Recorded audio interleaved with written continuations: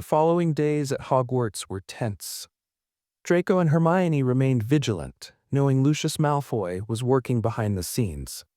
Though nothing had happened yet, the feeling of impending danger loomed over them like a storm cloud. Hermione had spent every free moment searching for legal loopholes, defensive strategies, anything that might prepare them for what was coming. Draco, on the other hand, focused on gathering information. If his father was using his old contacts, someone at Hogwarts might have heard whispers. It wasn't long before the first sign of trouble appeared. During lunch in the Great Hall, an owl swooped down, dropping a sealed letter in front of Hermione. The envelope was pristine, with an official-looking seal. She hesitated before picking it up, feeling Draco tense beside her. He leaned in just enough to see the crest. The Ministry of Magic. Hermione broke the seal and unfolded the letter. As her eyes scanned the contents, her face went pale. Draco saw her hands tighten around the parchment. "What is it?" She swallowed hard before handing it to him. "Miss Hermione Granger, we have been informed of your involvement in an inappropriate and compromising relationship that may pose a risk to your academic standing and future career within the ministry. You are required to attend a formal hearing to discuss this matter and clarify any concerns regarding outside influences on your behavior. The hearing will be held at the Ministry of Magic this Friday at noon. Attendance is mandatory.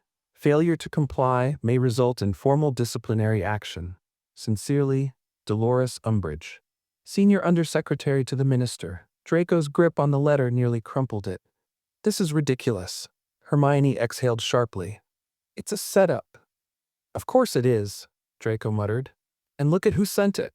Umbridge." Hermione's lips pressed into a thin line. They both knew Umbridge still held biases against Muggleborns, and her ties to old pureblood families made her the perfect pawn for Lucius. Harry and Ron, who had been watching in concern, finally spoke up. "What's going on?" Harry asked. Hermione sighed, rubbing her temple. "The ministry is calling me in for a hearing over my relationship with Draco."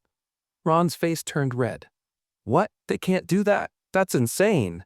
"Insane but clever," Draco muttered. "They're making it look official. If she refuses, they'll claim she's hiding something. If she goes, they'll try to intimidate her." Harry frowned. "So what do we do?" Hermione sat up straighter. "We fight it." Draco turned to her. "Granger, this isn't just some school rule breaking. It's the ministry. You can't just out-argue them." Hermione met his gaze, determination burning in her eyes. "Watch me," Draco smirked. Harry and Ron exchanged glances before nodding. "All right," Harry said. "Then we prepare. If they want to fight, we give them one." By the time Friday arrived, Hermione had gone through every legal text she could find. She refused to walk into that hearing unarmed. Draco, however, had done something riskier. The night before, he had sent a private letter, one that had taken him hours to write. It was a gamble, but if it worked, it might just change everything. Now, standing in front of the towering ministry building, Hermione took a deep breath. Draco placed a hand on her shoulder. "Whatever happens in there, don't let them shake you." She nodded. "I won't." Together, they stepped inside, ready for war. The Ministry of Magic was as imposing as ever. The towering golden fountain gleamed in the entrance hall, but Hermione had no time to admire it. She and Draco walked with purpose, their every step echoing through the marble floors. Harry and Ron had wanted to come, but Hermione insisted this was something she had to face herself, with Draco at her side.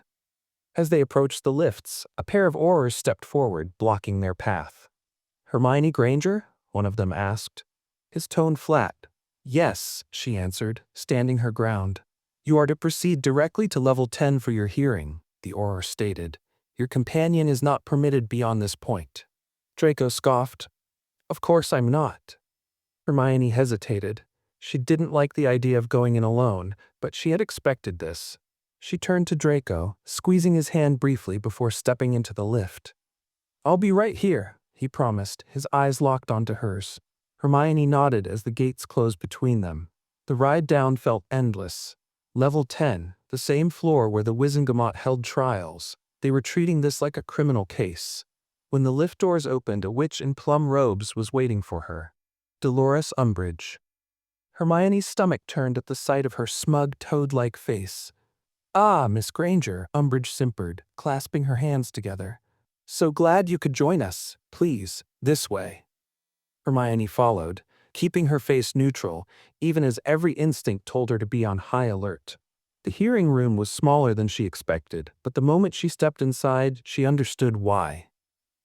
It wasn't just Umbridge sitting at the table. Lucius Malfoy was there. He sat with an air of calculated indifference, his cane resting against the chair. His expression was cool, but his eyes gleamed with something sharp and dangerous. Hermione's pulse quickened. This wasn't about school rules. This was a trap. She straightened her shoulders and took a seat across from them. "Shall we begin?" Umbridge said, her saccharine smile never faltering. Draco waited and waited. Minutes turned into an hour, then another. He paced near the lift, ignoring the suspicious glances from passing ministry employees. He knew this wasn't a normal hearing. His father was making sure of that. Then finally, the lift dinged. Draco turned sharply as Hermione stepped out. Her face was composed, but her eyes burned with barely restrained anger. Before he could speak, she grabbed his wrist and pulled him aside, away from prying ears. "What happened?" Draco demanded. Hermione exhaled sharply. "They tried to intimidate me, make me believe I was putting my future at risk, that my association with you would follow me for the rest of my life." Draco clenched his jaw. "And," she lifted her chin, "I told them I wasn't afraid." Despite the situation, Draco smirked. "That's my girl." Hermione rolled her eyes but smiled briefly before growing serious again. "Draco, your father isn't going to stop. He's not just using the ministry. He's making deals. Connections." Draco stiffened. "What kind of connections?" Hermione hesitated, then whispered, "With people who still believe in his ideals." Cold dread filled Draco's stomach. Lucius wasn't just trying to break them apart. He was gathering allies, and that meant things were about to get much, much worse. The realization hit Draco like a bludgeon to the chest. His father wasn't just using ministry connections to separate him from Hermione. He was rekindling old alliances, reaching out to the remnants of Voldemort's supporters. That meant this wasn't just about control anymore. It was about power. Hermione grabbed his hand, her grip firm. "We need to act fast. If your father is making moves, we can't just wait for him to strike first." Draco exhaled sharply. No trying to steady his thoughts. "I know, but we can't take this on alone." Hermione nodded. "Then we find allies." Ah. By the time they returned to Hogwarts, Draco and Hermione already had a plan. Their first stop was the Room of Requirement. Harry and Ron were already waiting when they arrived, along with Ginny, Neville, and Luna.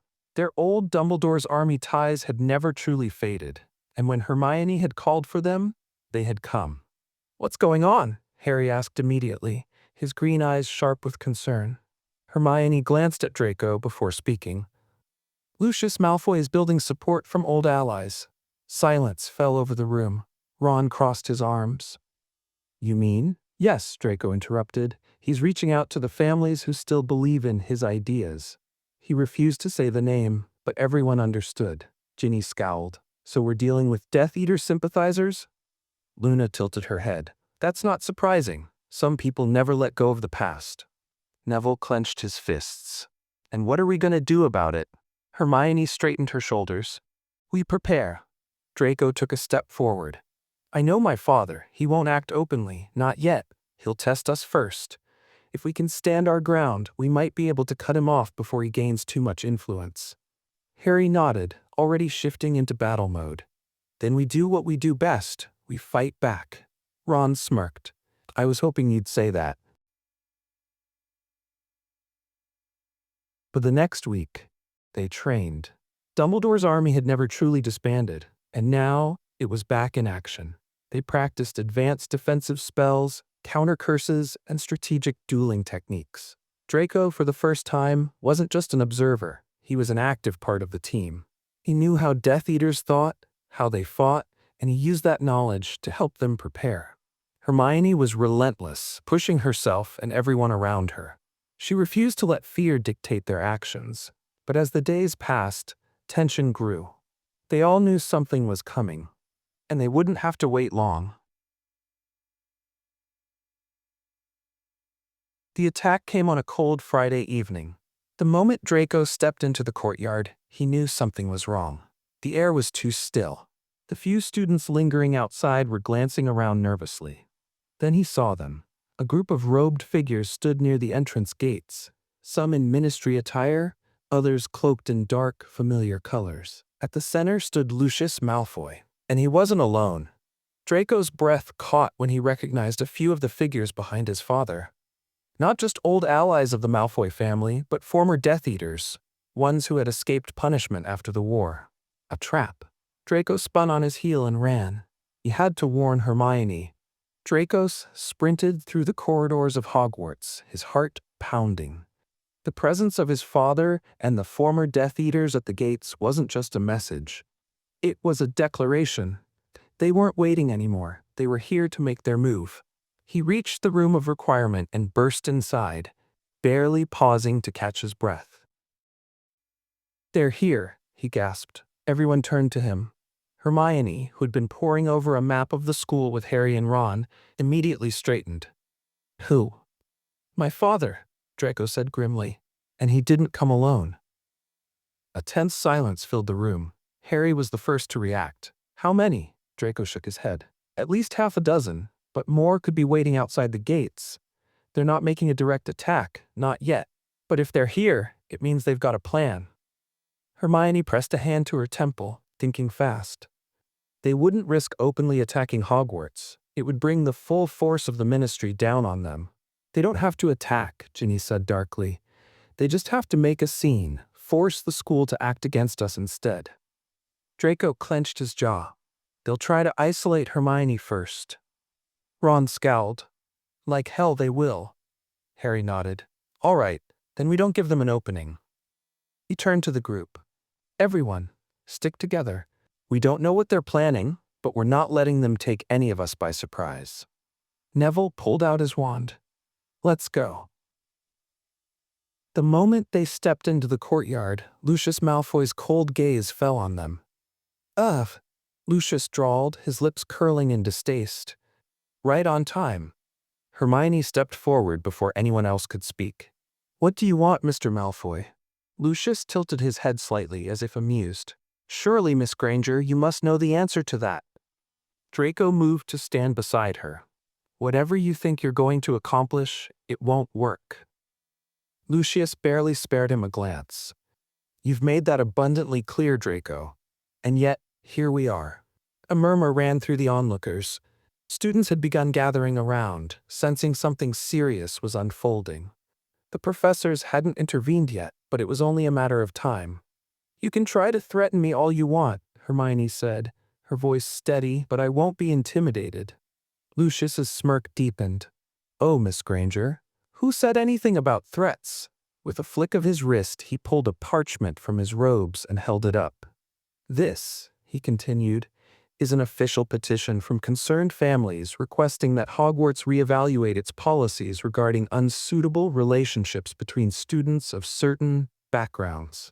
Hermione's stomach dropped. He turned his gaze toward the growing crowd.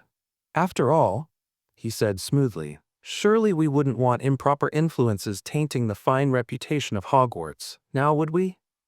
Murmurs spread through the crowd, some in outrage, others in uncertainty. Hermione gritted her teeth. She knew what he was doing. This wasn't just an attack on her. It was an attack on everything she stood for. She took a step forward. "You can dress this up however you like, but we both know the truth." Lucius raised a brow. "Do enlighten me." She lifted her chin. "You're afraid. Afraid that people like me, Muggle-borns, half-bloods, aren't just surviving in your world anymore. We're thriving, and you can't stand it." The crowd stilled. Even Lucius's smug expression flickered. Draco exhaled slowly. Merlin, he loved her. Lucius recovered quickly, his smirk returning. "Believe what you will, Miss Granger, but the Board of Governors will have the final say in this matter. And rest assured." His eyes flickered toward Draco. "This is far from over." Then, with a sharp turn, he strode toward the gates, his followers close behind. The moment they were gone, Hermione released a shaky breath. Harry clapped a hand on her shoulder. That was brilliant, Ron grinned. You wiped the floor with him. But Draco wasn't smiling. He knew his father too well. This wasn't a victory. It was just the beginning. The courtyard remained deathly silent long after Lucius Malfoy and his followers had disappeared beyond the gates. The weight of his words still hung over them like a storm cloud. A petition to the Board of Governors? That wasn't just a stunt, it was a calculated move.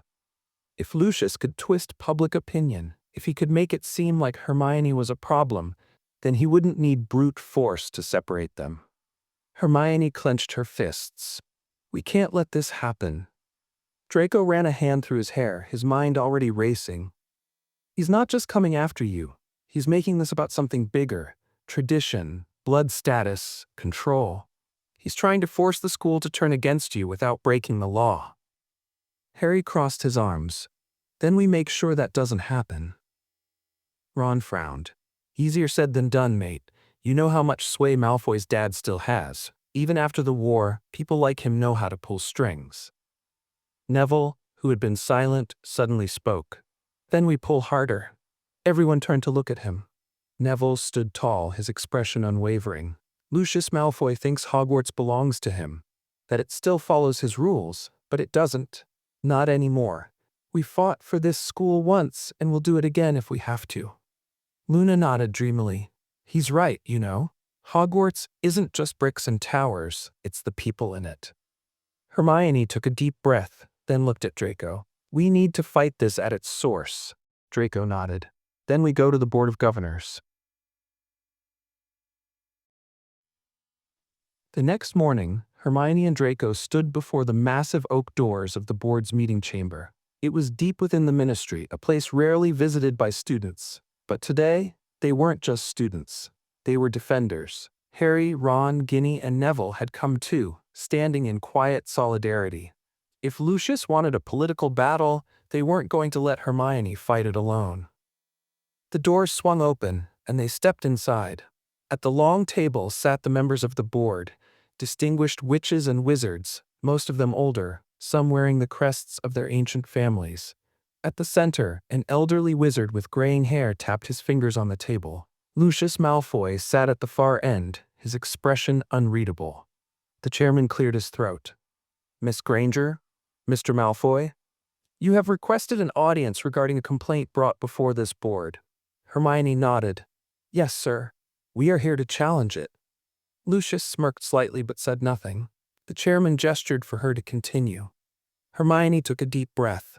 This petition, this complaint isn't about school policies or student well-being. It's about one man's attempt to impose his outdated beliefs onto Hogwarts. Lucius finally spoke, his voice calm, measured.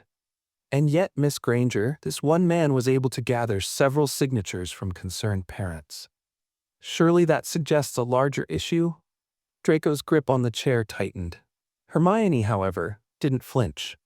Perhaps some still hold on to old biases, but Hogwarts is a place of learning, not a place for pure-blood superiority. She turned to the board members, her voice strong.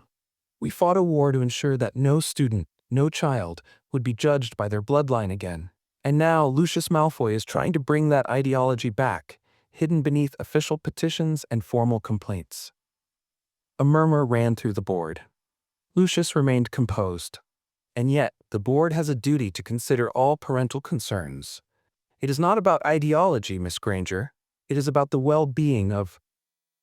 It is ideology, Hermione interrupted, her eyes blazing. Because if this board entertains the idea that blood status should influence school policy, then you are no better than those who stood by when Voldemort took power. Silence. Lucius's smirk faltered. Hermione turned to the chairman. Hogwarts is supposed to be a place where all students are treated equally.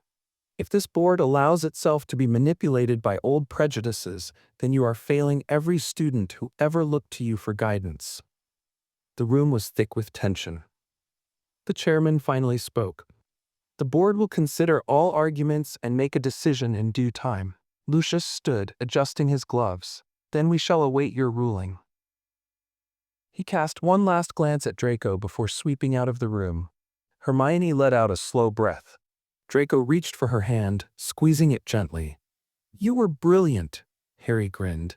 "You shut him down completely." Ron smirked. "Think he's fuming under all that fake composure?" Neville nodded. "Without a doubt." Hermione smiled slightly, but her eyes remained troubled. They had won this round, but the war wasn't over yet. The walk back from the Board of Governors meeting felt both victorious and uncertain. Hermione had stood her ground, but they all knew Lucius Malfoy wouldn't give up so easily. The man didn't deal in immediate victories. He played the long game, and that's what made him dangerous. As they stepped out of the Ministry building into the crisp afternoon air, Draco's fingers tightened around Hermione's. "He's not going to stop," he muttered. "Even if the board rules in our favor, he'll find another way." Hermione sighed. "I know." Harry ran a hand through his hair. "So what's next? We wait and hope the board does the right thing?" Ron scoffed.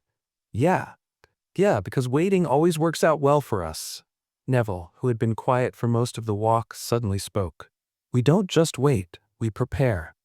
Everyone turned to him. He looked at Hermione and Draco. "You two are the ones in the spotlight, but this isn't just about you anymore. If Malfoy is trying to bring back the old ways, we need to remind everyone why they were buried in the first place." Ginny nodded. "Agreed. We need to rally people, students, alumni, anyone who won't stand for this." Luna tilted her head. "Maybe we can get the Daily Prophet involved. A counter-narrative would make it harder for Malfoy to manipulate public opinion." Draco smirked slightly. "You want to beat my father at his own game?" Hermione's eyes gleamed with determination. "No, I want to win." By the time they returned to Hogwarts, the plan was in motion. They split up. Harry and Ron worked on gathering student support, while Ginny and Neville reached out to alumni who had fought in the Battle of Hogwarts. Luna, in her own way, was already writing a letter to the Quibbler to spread their side of the story.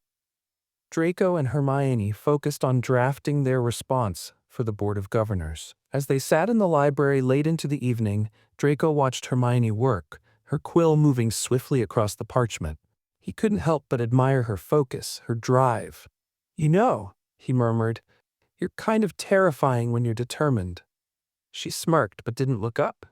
"Good." Draco leaned back, exhaling. "You really think we can win this?" Hermione finally set down her quill and met his gaze. "Yes, because this isn't just about us. It's about all of us. And as long as we stand together, Lucius can't win." Draco reached for her hand. "Then let's make sure he doesn't." 2 days later, the response from the Board of Governors arrived. The entire school gathered in the Great Hall, buzzing with anticipation. The tension was thick as Professor McGonagall stood at the front, a sealed parchment in her hands. She adjusted her glasses and cleared her throat. "The Hogwarts Board of Governors has reviewed the petition submitted by Mr. Lucius Malfoy and his associates." She glanced up, her expression unreadable. "After careful consideration, the board has reached a decision." The room was silent. "The petition has been denied." For a moment, the hall was still, then it erupted. Cheers rang out as students clapped and whooped in victory. The Gryffindor table was especially loud, and even some Ravenclaws and Hufflepuffs joined in. Hermione let out a breath she hadn't realized she was holding. Draco squeezed her hand, and when she turned to him, he was smirking. "Told you were brilliant."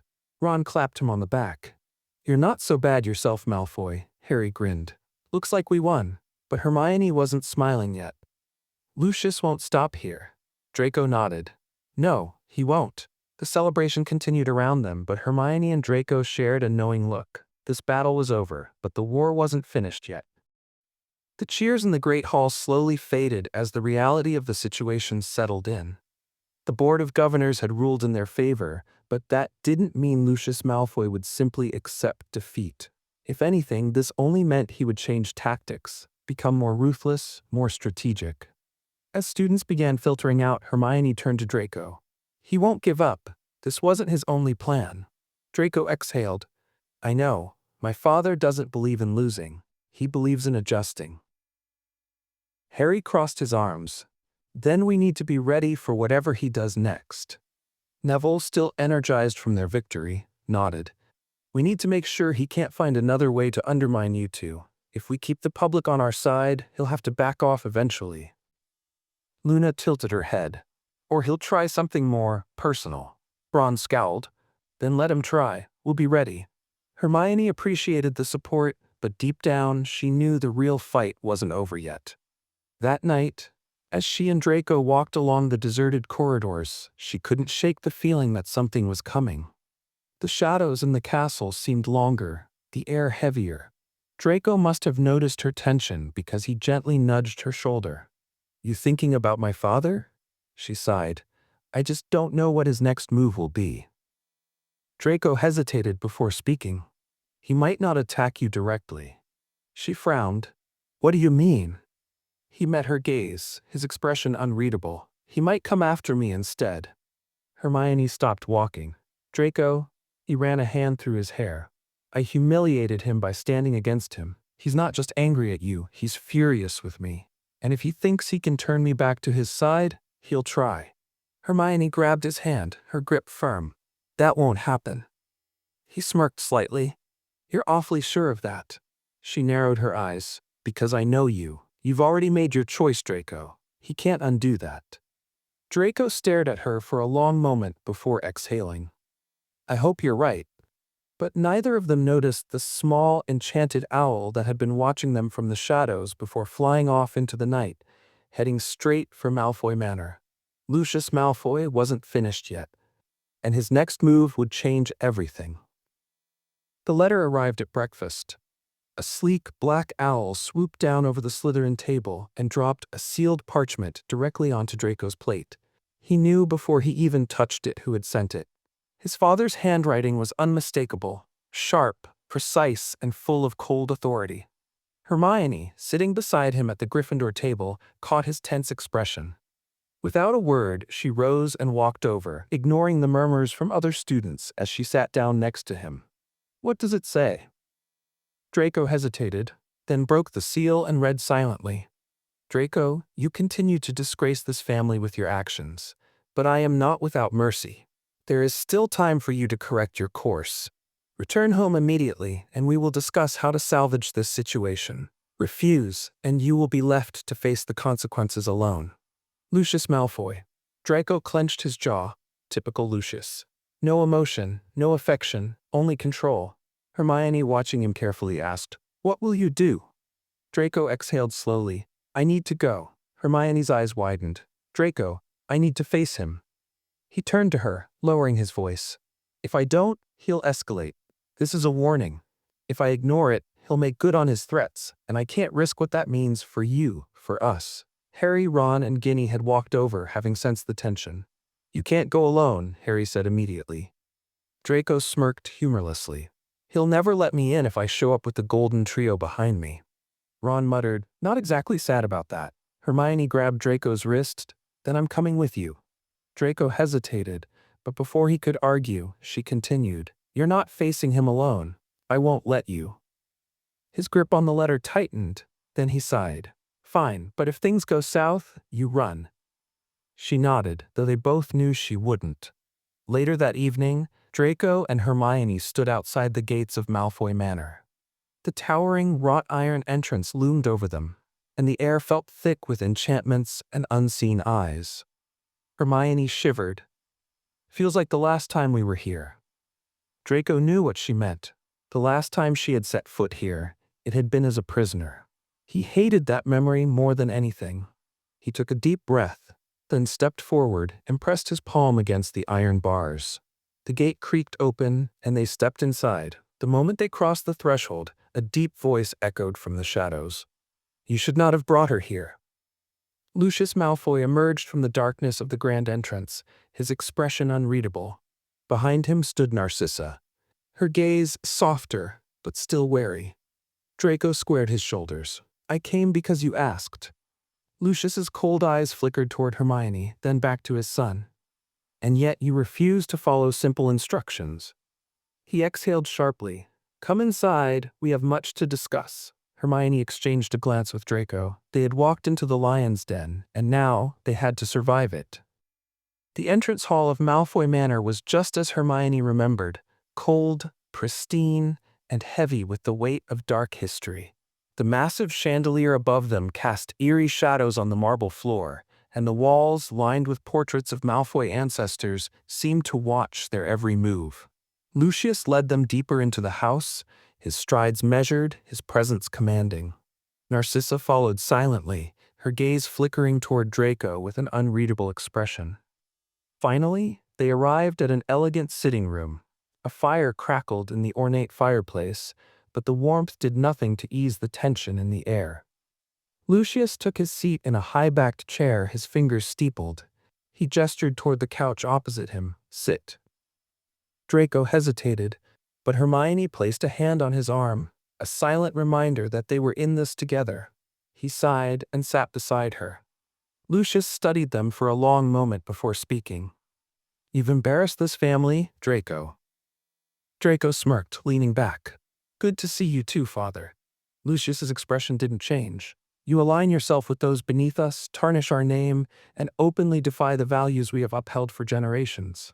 Tell me, is this rebellion of yours truly worth what it will cost you?" Hermione's fingers curled into fists, but she forced herself to stay calm. Draco, however, didn't hesitate. "Yes." Lucius's jaw tightened. "You would throw away everything? For her?" His gaze flicked to Hermione, disdain barely concealed. Draco's expression hardened. "I'm not throwing anything away. I'm choosing my future, and it's one where I don't live in your shadow." Lucius leaned forward. "You are a Malfoy. That name carries weight, power. Do you really believe the world will accept you once you've abandoned that? You think your friends will always stand by you? That the Ministry will ever trust you?" Draco's hands clenched, but before he could respond, Hermione spoke. "Draco doesn't need to be defined by your name, Lucius. He's stronger than that." Lucius's eyes darkened. "And you think you had no part in poisoning his mind against his family?" Hermione met his gaze head-on. "Draco made his own choice." Lucius exhaled, shaking his head. "It's a shame, really. You had such potential, Draco. You could have been great." Draco's voice was quiet but firm. "I will be." A tense silence followed. Finally, Lucius stood. "Very well. If you insist on continuing down this foolish path, then know this." His eyes locked onto Draco's. "You are no longer my son." Narcissa gasped softly, her mask of indifference cracking for the first time. Draco, however, didn't flinch. He stared back at his father, his expression unreadable. Hermione reached for his hand under the table, and he squeezed it in response. Lucius straightened his robes. "You may leave now, but do not expect the Malfoy name to protect you any longer." Draco stood, pulling Hermione up with him. "I don't need it." With that, he turned and walked toward the door. As they reached the entrance, Narcissa stepped forward, her voice barely above a whisper. "Draco." He hesitated, then turned to her. For a brief moment, something unspoken passed between them. Then she exhaled shakily and whispered, "Be careful." Draco nodded. "You too." And with that, he and Hermione stepped out of Malfoy Manor, leaving behind the life Draco had once known. The future was uncertain, but for the first time, it truly felt like his.